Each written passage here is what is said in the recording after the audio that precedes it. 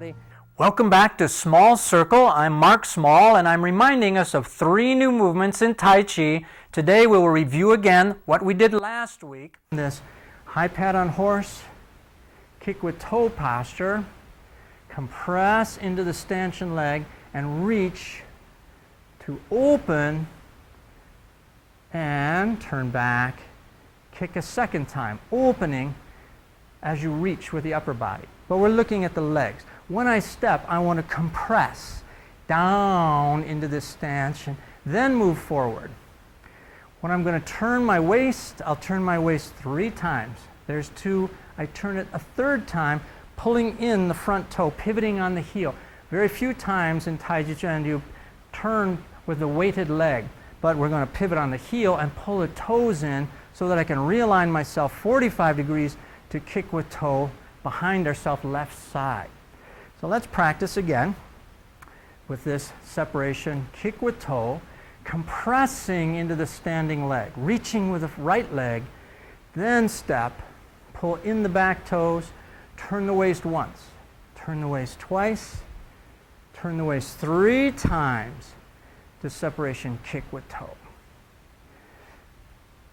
The legs in particular again, from separation, kick with toe, reach, then shift the weight. Turn the waist once, turn the waist twice, turn the waist 3 times, and kick with toe. Now this series are very narrow and very small turning series of movements, standing one-legged. We're going to use the upper body and as counterbalance and think about the bowing of the arms. When I'm reaching with my foot, I want to reach with my hands. I want to bow my arms, suspend my elbows, keep this extension from kick with toe, keep the extension outward, reaching, reaching, reaching in this manner. So we're going to notice that the arms are rounding ourselves, and I pull myself into that rounded stance. I pull myself by closing and opening. So I'm going to notice that my upper dantian, the sphere Tai Chi ball, initiates the motion of opening and closing, as we know, but the bowing of the arms is going to give us a feeling of outside of my physiology, inside of my physiology. I'm going to turn myself inside out and press through the bowing of the arms. This will be like a tightrope walker who has a long 10-foot pole and is able to feel the pole and use it. No self-respecting tightrope walker stands like this and then tightrope walks in this manner, too narrow. He's going to be pushing out, turning. So think about how we use our arms, turning and extending this bowing of the arms. I say turning ourselves inside out because notice the bow is first upward. This is an upward bow, even though my palms are down. Palms are up, palms are down. There's only 3 bows, I remind us. Upward bow, frontward bow, downward bow. So you can practice letting the arms sink, let them then lift to the front and then above. Then you can see there are different ways to move the hands while you have different bows of the arms. But I'm still feeling that I've rounded myself, including my back in this bowing of my arms for today's lesson with an upward bow of the arms. Then as I press, keep the upward bow of the arms. Now bow to the front. Then bow upward with the left arm, upward with the right arm to turn and kick. Still my arms are bowed upward. So think about how we come from an upward bow to a frontward bow right here, and upward bow to finish the movements, kick with toe. So all of this is in review to think about how we're going to then use our one-legged stance and use our bowed arms to turn. So again, kick with toe and compress, compress, compress. Bow the arms back, turn and kick with toe. Then I will turn so that I can kick with sole, 90 degrees, right side, and punch downward. Think about how we're going to use the bowing of the arms to make the turning. You can practice this at home. Hold on to the counter, swing from the top of the leg, and use a pendulum effect. pendulum, swinging around. Use your arms as well in a pendulum manner so that my arms and my leg move to turn me in. So I'm open, I'm closing in order to turn. Use the bowing of the arms to turn. Use the pendulum of the legs as well. You're turning, thinking about pulling both the leg in and swinging pendulum-like from this kick with toe to turn for this alignment. I want a half bow stance on toe, 90 degrees, left side. My torso is facing 45 in order to kick with soul. Let's put that together and see if we can use upper body and lower body together. From kicking with toe, turn, kick with soul, depress your clutch. Good, good. One more thing about the legs. When I turn, I want to bring my toe in with me. So I'm turning and pulling in, pivoting on the heel, pulling the toe in. I don't want to push my heel out.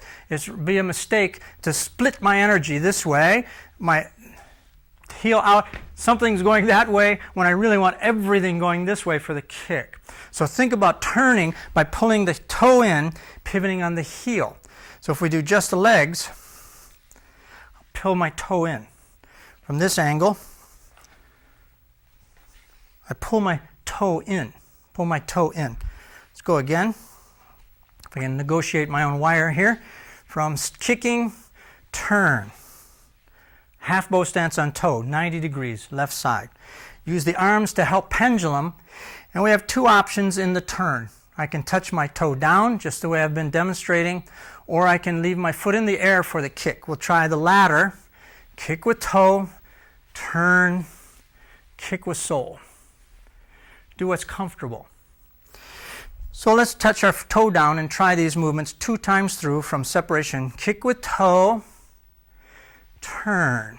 Find your root, balance yourself, raise the foot and depress, kick with soul. My arms move out slightly and notice they're at a 90-degree angle. Here for separation arms, kick with toe, the preceding move, my arms are in front of me just this far apart. But here my arms are wider and they're at a 90-degree angle. 90 degrees left side, the back wall, now 180 degrees. So, kick with toe, turn, and separation, kick with soul. Good, again please. And kick with toe, turn, kick with soul. Yes, you're getting the hang of it.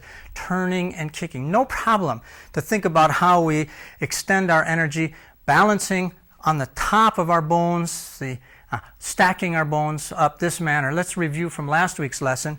The whole kicking sequence from high pat on horse to separation kick with right toe, 45 degrees to our left side, high pat on horse, open, close, turn, open, kick with toe, turn, close, open, kick with soul. Yeah, good. Again, please, from last week's lesson, separation, kick with toe, compress, compress, compress, reach for high pat on horse, turn once, turn twice, turn 3 times to separation, kick with toe, turn, kick with soul. Good, good. What's the hardest part of this or most challenging part of this series? You should always ask yourself and then focus either on the lower body or the challenge in the footwork or in the upper body, the coordination of the hands in relation to the torso. And I urge you to think again about the bowing of the arms in our circle rather than the hand position. We know our hands separate, but we know our spiraling and bowing of the arms dictate where the hands go. So think about the core of the body. When we're across arms, here they are in front of us, we're going to open, repeating last week's lesson, and plane across hands. We're going to open, but my hands stay in front of me. My hands stay in front of me. My hands stay in front of me, and they stay in front. Now they separate. Kick with soul. Good, Good. Think about this idea of bowing the arms. First upward, frontward. We have no bowing of the arms downward in this sequence except for plane across hands, this first move. They shortly come to bow frontward, this arm bowing to the front. Again, kick with toe, and bowing downward briefly. Now, frontward. Upward, upward. Upward, bowing of the arms. The arms are still bowed upward, even though my hand position changes. So when we're thinking of the arms, suspend the elbows, try to feel that the core of your body is initiating this bowing of the arms, and let that be your sky hook, holding you up in the upper body. Then the feet will be more agile. I'll be able to step more naturally. So we're going to separate our upper body from our lower body in this manner. So again, let's back up in the form and review from the previous movements how we get into this stepping sequence. We're going to back up 2 lessons and come from half bow stance on heel, 90 degrees left side, into slanting flying. To the front, raise hands, and back to the right side, 45 degrees, raise hands. Stork spreads its wings, pendulum arm. Turn and separate. Stork spreads its wings. Left brush knee and twist step.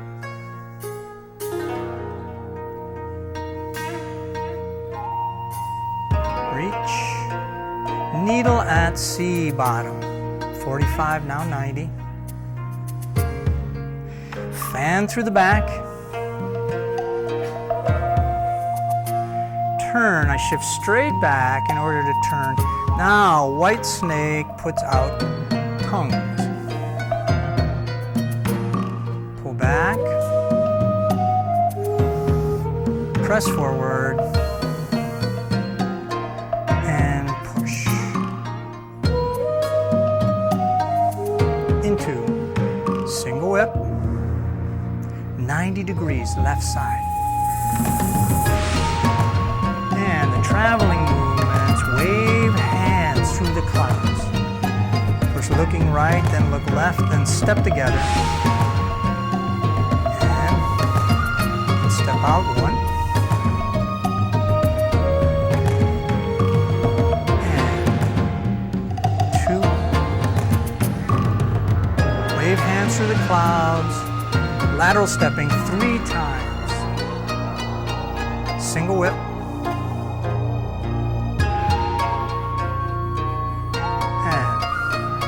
White snake creeps down. Do what's comfortable. Golden cock stands 1 leg.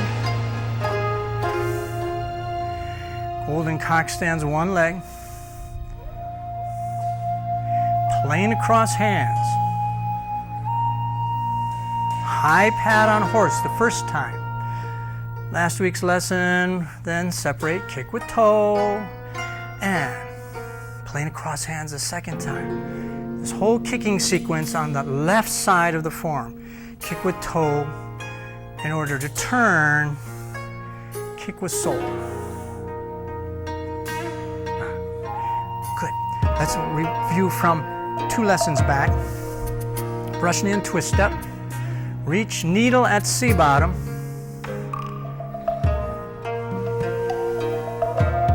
Fan through the back.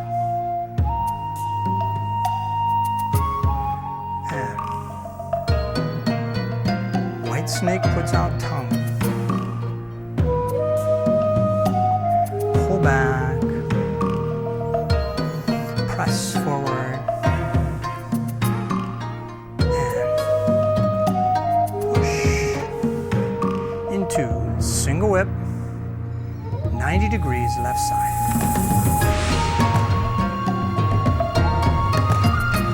Wave hands through the clouds, the traveling. Left, right, and stepping left, 1.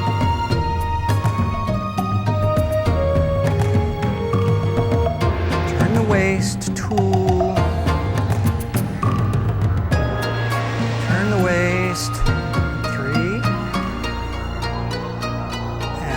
whip.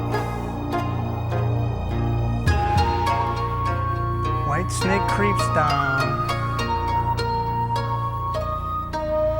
Golden cock stands one leg.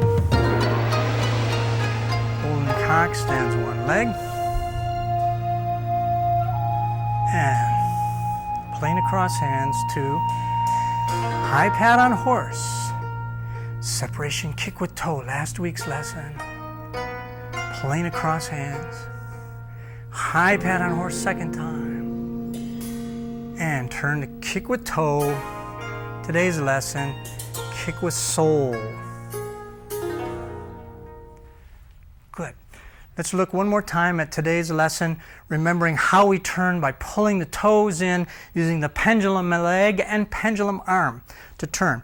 From this separation, kick with toe, to turn. Again, please just stand one-legged and pendulum the toe, pendulum the right arm round. If we go from preceding move, high pat on horse, and kick with toe, turn. Before I lift to stand one-legged, kick with sole. Excellent, excellent. Two more times, please. From kick with toe, turn, kick with sole. Good. And again, kick with toe, turn. Keep the arms full, keep them bowed, keep them out there, holding your balance. Now, what I teach my children's students, the younger kids, is to find a doorknob in your house and with your toe describe the circles around the doorknob, maybe 300 times this way, 300 times that. You want to practice holding your leg up, which at first seems very heavy. I guarantee you it gets lighter as you condition the core of your body. So in order to stand one-legged comfortably all this while for the kicking sequence, remember, use this dantian, lower dantian area, and drop your sacrum, linking it to your heels. Again, last week's lesson, and we'll demonstrate next week's lesson. From this cross hands, we're going to high pat on horse, cross hands a second time, turn, the third time to kick with toe, then close, kick with sole, stepping, punch downward. Next week's lesson. These are all review movements, plane across hands. We're going to ward off left over here, step to ward off right over here in order to pull back, press forward, and push. So we're going to be moving to the right after we've spent so much time kicking to the left of our frame. So think about Tai Chi as a typewriter ribbon. I'm moving from left to right to left to right. You remember those old typewriters where you threw the carriage back and forth? Think about where you're kicking, the directionality, and keep practicing. We'll see you next time with small circles.